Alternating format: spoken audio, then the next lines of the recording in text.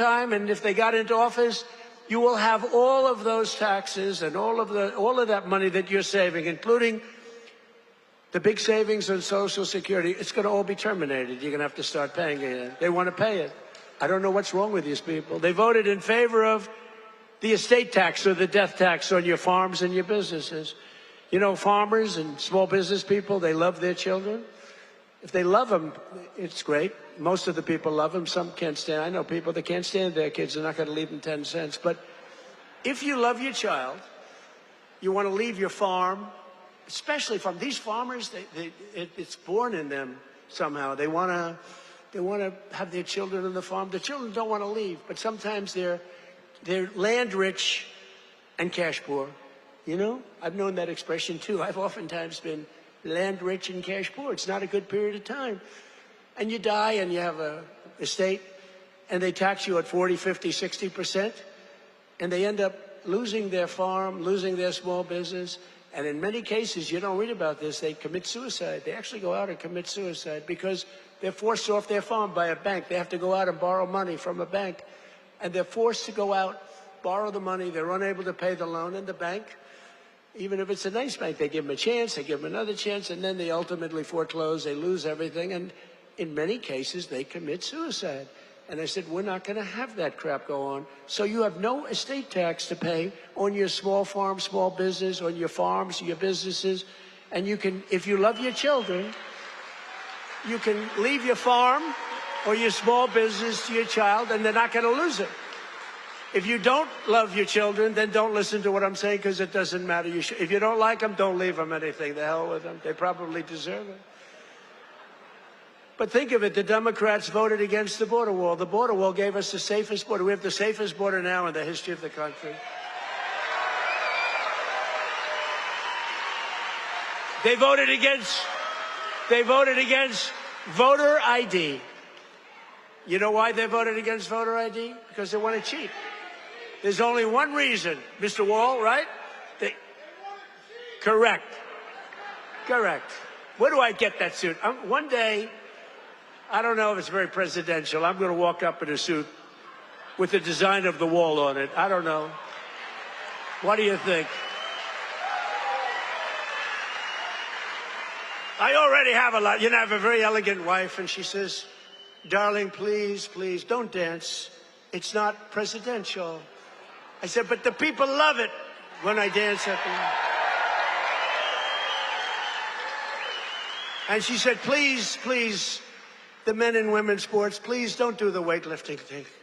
And don't do the swimming thing. You know, the weightlifter where he goes up, and the record stood for years and years and years. And this young lady, she's trying out for the Olympics, and she's going to do it. And the record stood for 19 years, and they put an eighth of an ounce on one side, an eighth of an ounce on the other. They have to understand, Melania, who's now a movie star, she got the #1. Can you believe she hit big with a boom? That's not good. There can only be one star in a family. Please remember that. But they put a little eighth, like a feather on one side, a little bit, just to break the record. The parents are sitting right there where Big Bo is. He's a nasty guy. That punch he threw, ay, ay, ay. Got to be very nice to Bo. I got to be very nice. Got to make sure he's never angry at me. But she said her parents are right there in the front, and they're so proud. The father's not so proud because he knows she's not going to do it. Because she's a woman. It's a lot of weight. The mother, though, is screaming, darling, I love you. Do it. And she gets over the weights, and she stands there. And then she gets him, and she gets him.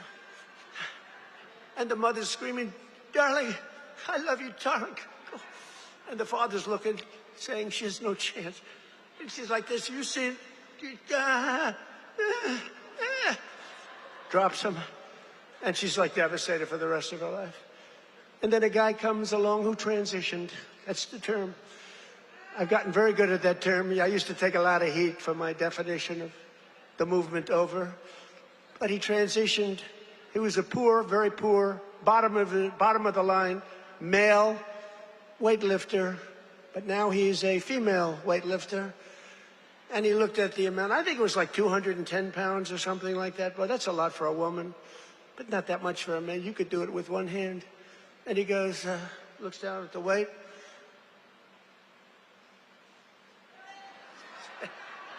I think he did a few things for emphasis. And he won the medal. And everyone said, oh, isn't that wonderful? Are we crazy? Men should not be able to participate in women's sports.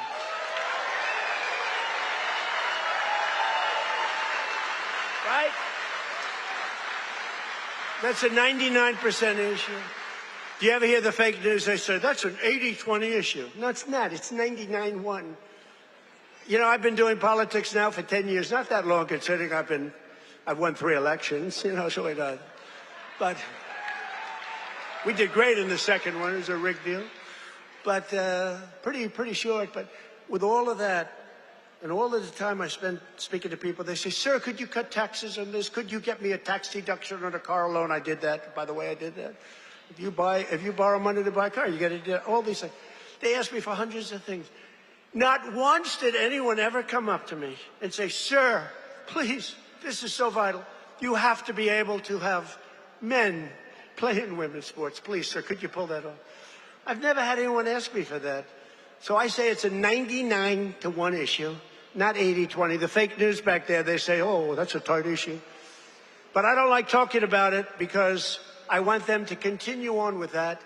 I want them to continue on with the, you know, they're in favor of the mutilization of your child for transgender purposes, the mutilization of your child. And I would say politically it's a very good thing to run against a person that's in favor of that kind of stuff. So we let them, we don't bring it up during off-political seasons, but we have a political season coming up. And they'll be doing all of that nonsense, and they're going to lose a lot of elections. And now, if you look at New York, we have all communists running. They're all excited. They're going to win their primaries, but I can't imagine they can beat a normal Republican. So I think it's a good thing, Muser. What do you think? I think it's a good thing. Wouldn't you like to run against somebody like that? Well, Shapiro's not that much better, to be honest with you, but I won't say. They're all being forced. They're all being forced. A guy like Shapiro, he's going to be forced to the left. Otherwise, he's not going to get the nomination. But they voted against proof of citizenship. Think of it. We'd like to have proof of citizenship. You walk into the voting booth. Would it be okay, sir, if I looked at your citizenship? How dare you ask me for my citizenship? You know, in California, if you ask that question to a voter, you are criminally liable. In other words, they can put you in jail. If you say, sir, do you have proof of citizenship? They put you in jail. If they ask that question. You're not allowed to ask that. Did you know that? It's the craziest thing I've ever seen going on. Hey, did they screw the kid, Pratt? Boy, he's leading, and all of a sudden he's lost. And it was sort of interesting. The election, you ever see an election where they're 2.5 weeks in? An election that takes weeks to count the votes? But after the evening, it looked like he was going to win or certainly be in the runoff. And then I started hearing rumors as the days went by, days and days went by, that Pratt is fading. He's fading. I said, they rigged the election. And then lo and behold, he didn't qualify, even though he was so far up in the third place person that it was almost impossible, and he didn't qualify. And then it started happening with the next candidate, Steve Hilton, who's running for governor. He was up in front, just about leading, no problem. And all of a sudden, about 4 or 5 days after, this is after the election's over, they said, Steve Hilton is starting to lose votes. I said, here we go again. And I called up the U.S. Attorney in California. They said, we're going to have a number in the next week. Next week. I called up the very powerful, very good U.S. Attorney in California, and I said, do me a favor. Take a look. They're trying to steal that election, too. I guess they called up. They said, this is the U.S. Attorney call. We have your great U.S. Attorney here today, by the way, and your assistant U.S. Attorney. They're doing great. David, thank you. But so over the next week, he was definitely going to lose, but the U.S. Attorney called. We want to check your votes. About an hour after the call, ladies and gentlemen, Mr. Hilton has won. So had I not made that call, Steve Hilton would right now be watching the election from home. So I don't know, you know, he would have a great chance, but the election's totally rigged. California's totally rigged. All mail-in ballots. It's a disgrace. We got to pass the Save America Act, okay? Got to pass.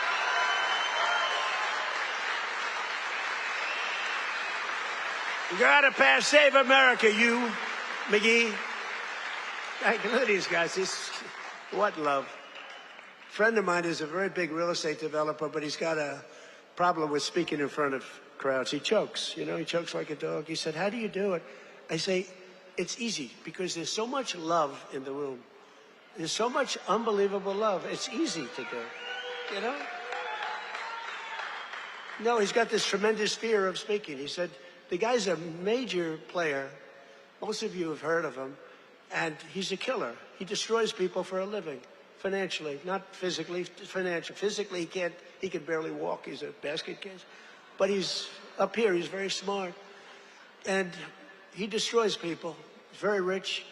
But he can't get up in front of a crowd and talk. I said, what's wrong with you? He said, I don't know. I have a fear of crowds. Do you believe it? All sorts of people. You know, a lot of people want to do what I did. A lot of people, well, David did it. David was very successful, but he's a great speaker. But a lot of people, they say, well, Trump became president. From being a very successful businessman, he became president. I want to do it too. And that's when they find out that they might have the flaw of speaking, or even worse, is a terrible past. You know, the past will come out to haunt you. It's not an easy thing to do, but I love it. You know, I say it's real easy to do when you have people that love you. I guarantee, who here voted for Trump? Yeah.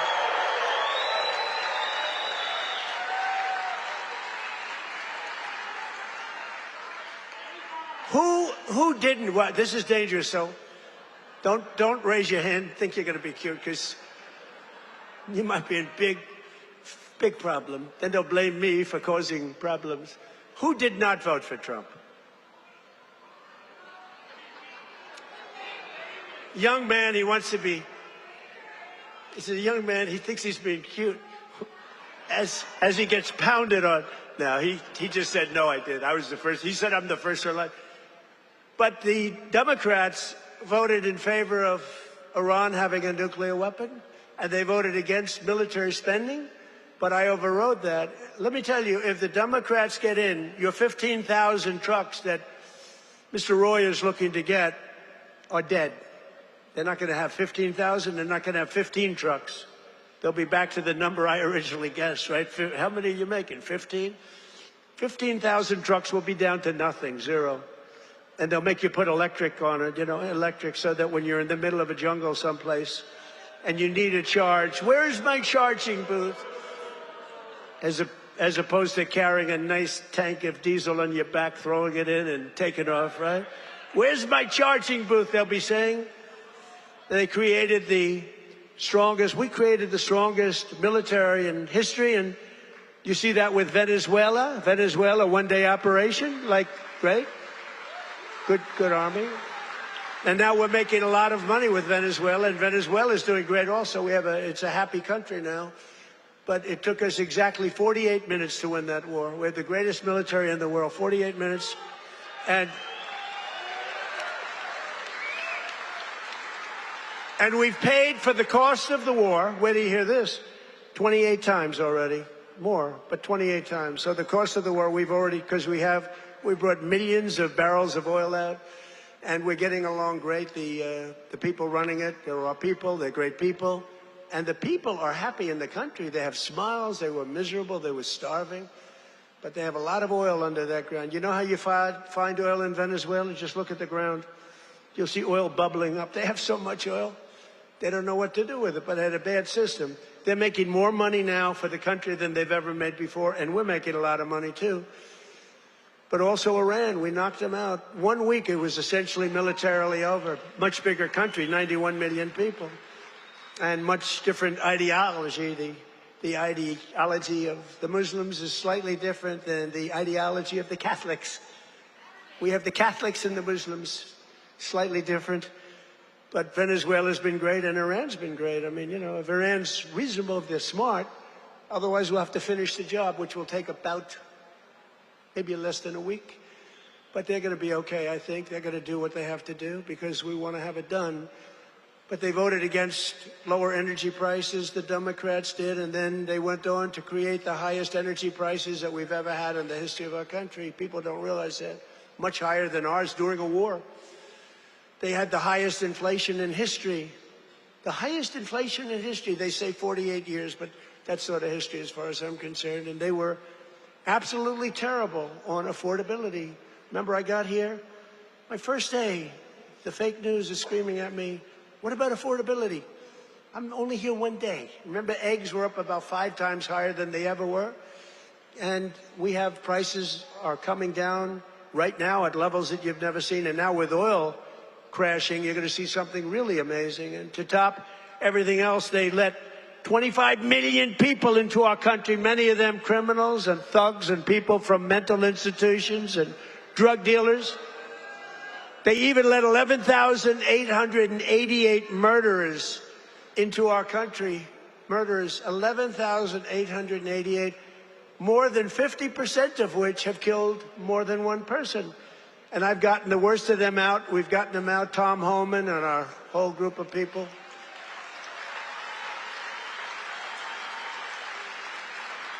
But the Democrats want open borders, and they want them all to come back in. You can imagine that. The people of this Commonwealth will never let that happen again. What they allowed to happen to our country, we can never allow to happen again. As an example, the war with Russia and Ukraine would have never, ever started if I were president. We can never let elections get rigged again.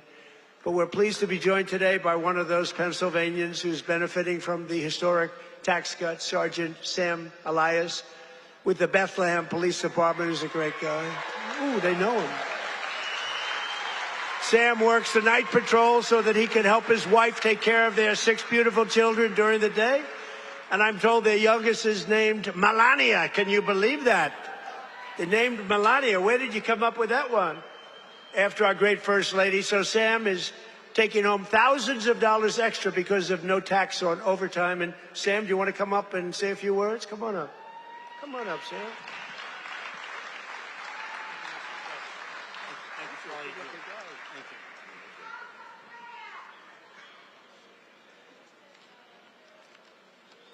Thank you. Thank you. Good afternoon, everyone. I'd like to express my appreciation to President Trump, Congressman Ryan McKenzie, and the entire White House administration. As a father of 6 children in a single-income household, I can tell you the working family's tax cuts is a policy that helps my family. Hard work should pay off, not get punished with higher taxes. No tax on overtime, no tax on tips means more money in the pockets of working Americans. For my family, these savings have translated to what was once a day trip to the park, is now an overnight stay at the Jersey Shore. Bigger tax returns have allowed Americans to create new family memories and save for future projects. As the President said, I also work night shift as a police sergeant in the fine city of Bethlehem. Thank you.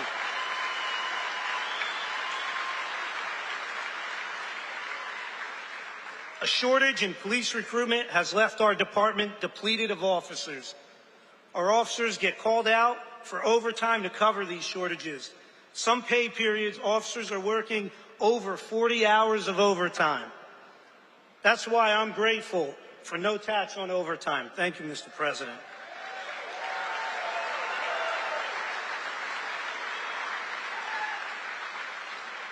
I'm also thankful for the support President Trump and Congressman McKenzie have shown for law enforcement. You understand that communities thrive when we invest in public safety. Congressman McKenzie has stood strong with public safety and working families. And that's why he's been endorsed by the brothers and sisters of Bethlehem FOP Star Lodge 20.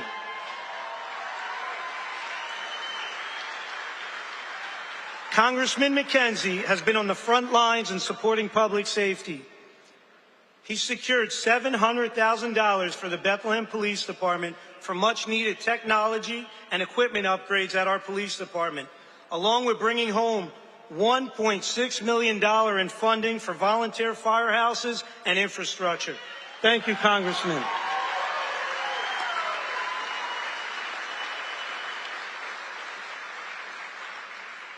I'm a very grateful American, a son to Lebanese immigrants who came to the United States 50 years ago in pursuit of the American dream.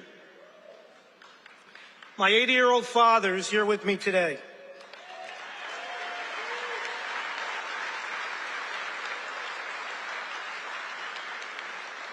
He would often tell me, work hard and it'll pay off.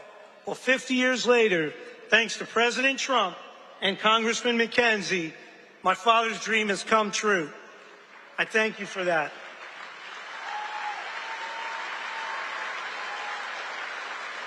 Thank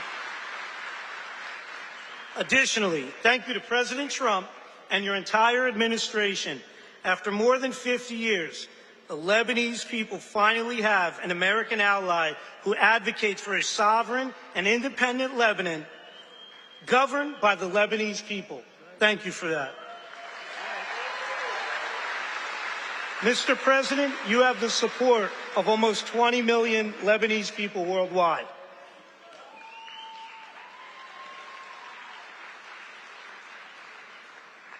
Leadership is more than a title, it's action.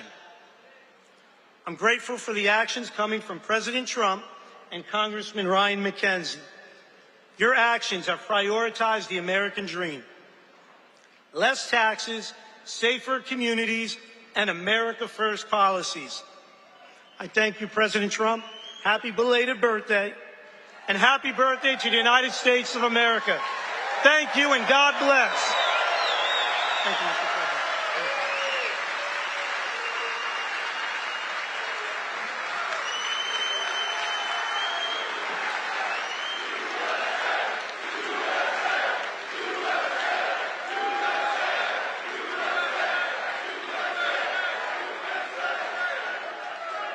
Thank you very much. You know, I just looked at all these pages. I said, oh, we're in trouble. But you know what? That was good. That was a good job. I was a little worried when I saw the pages after page. Very good. Great job. Sam, where's your father? Hello, Pop. How are you? Got a good boy. Got a good boy. Yeah, taking care of your people. So our administration is also delivering one historic win after another for another group that works a lot of overtime, and that's our great auto workers. We have a lot of auto workers in here today. But just as I promised, the UAW workers, and we did great with them. You know, Republicans, I don't know, for whatever reason, they don't do like I do. But in the campaign, I ended Biden's insane electric vehicle mandate, that crazy mandate, which meant that in a short while, all cars had to be all electric, and many of them would be built in China and others in foreign countries all over the world. That's what was going to happen, and I stopped that. I ended it in my first week in office. I ran on it. And you know what? If you like electric cars, I think that's great. I wouldn't say Elon was thrilled with what I did, but he understood that. But if you like electric cars, I think it's great, but you have to have the right to buy a regular, I mean, we have more gasoline than any country anywhere in the world if you want to have gas. If you want to have a hybrid, you can have whatever the hell you want, including electric. But I terminated Biden's disastrous fuel emission standards that would have crushed Mack Trucks. Mr. Roy, your company would be crushed if I didn't do that. You wouldn't be bidding on anything, neither would anybody else. It was the most insane environmental regulations ever conceived of by man. It was totally unreasonable and ridiculous. And you can sell trucks for much less money that are now much better trucks that work, that actually work. And we made interest on auto loans, fully tax deductible, but only if you buy a car that is made in the USA. Otherwise, we're not interested. Otherwise, we're not interested. And I saved the auto manufacturing business in America. We have more auto plants being built today than we've had in 60 years, and I think maybe ever. And bigger and better. They had a big one in a certain state that I love also. I love a lot of places. And they took out this old plant, but it was big. And I said, did you redo it yet? They said, we're not redoing it. We're ripping down and building a brand new one, a beauty. You know the one I'm talking about, David. But we're pleased to be joined today by Pat McHugh, a Marine Corps veteran, a great guy, who spent 28 years with Mack Trucks. And he leads the cab assembly and serves as new product line launch leader. It's a big deal. And Pat's grandfather worked here, his dad worked here, and now his son is working here and doing well. And they know how important it is to keep manufacturing jobs in Pennsylvania. Pat, say a few words. Thank you, Mr. President.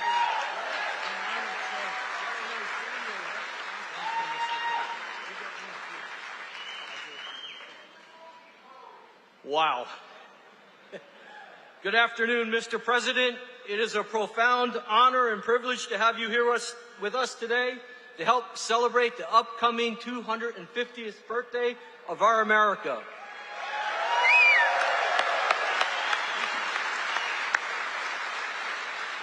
And most recently, our 125th anniversary of building Mack Trucks.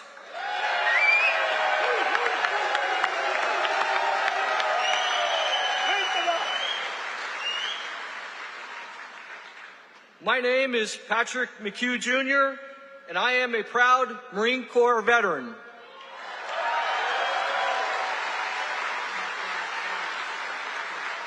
In addition to that, though, I am an even prouder Mack Truck employee.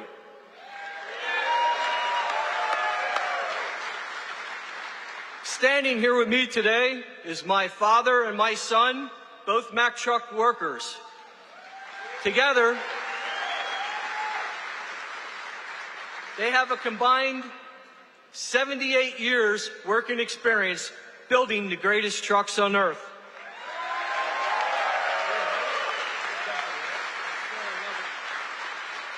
You can say Mack Trucks runs in our blood. At Mack Trucks, we work hard to build the trucks that help build America. And we are proud that those trucks are built in the United States of America.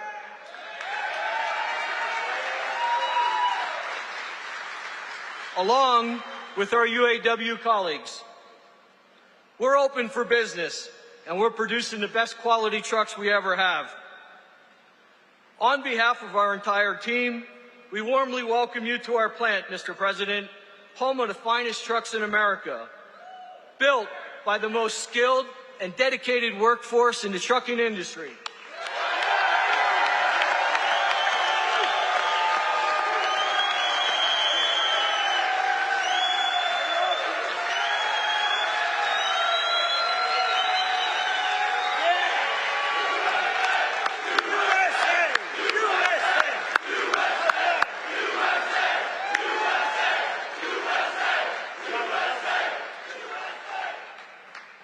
So, Mr. President, I want to say thank you for choosing to highlight Mack Trucks on your visit today, and thank you for supporting our American workforce. Thank you, Mr. President.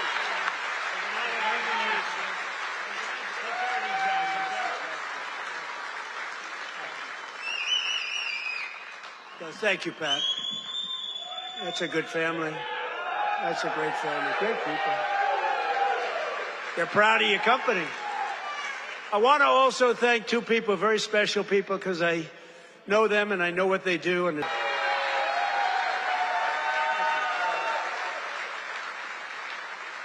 do a good job representing you. Ease up just a little bit so they can get the contract, okay? Just a little bit. Thank you, fellas. Get this congressman elected. That's what you got to do. But we're pleased to be joined also by Labor Secretary Keith Sonderling. Keith, where are you, Keith? Where's Keith? Hi, Keith. Good job. Is he treating you guys good? Is he all right? He better treat you good. A very special guy, somebody that everybody wanted. I have to tell you, everybody wanted him. He's some person. He was actually an astronaut. He went out. He made a lot of money because he's smart. And he's now the NASA administrator. You saw that rocket 2 months ago up and go around the moon in record levels, the furthest any ship has ever flown, and come back. And he's working very heavily on the moon. But what he's done with NASA is amazing. And he's a very special person and a brilliant one, Jared Isaacman. Jared, thank you.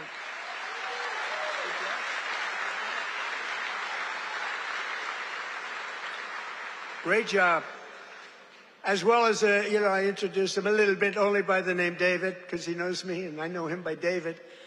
But David McCormick is your senator, and he's a brilliant person, brilliant businessman. And he loves the Commonwealth. He loves Pennsylvania, and this is where he wanted to be. And he had a rough fight. This is a rough beating, like 24 years, and a father for 24 years. I don't know. I said, I don't know. You sure you know what you're doing, David? But you won, and you won easily. And I'll tell you what, you have a great senator, one of the best in the country. So I just want to thank you very much, David. Thank you. And 4 warriors for Pennsylvania in Congress. These are warriors. Lloyd Smucker is here. Lloyd, thank you. Thank you. John Joyce is here. John, thank you. Dan Muser is here. Thank you.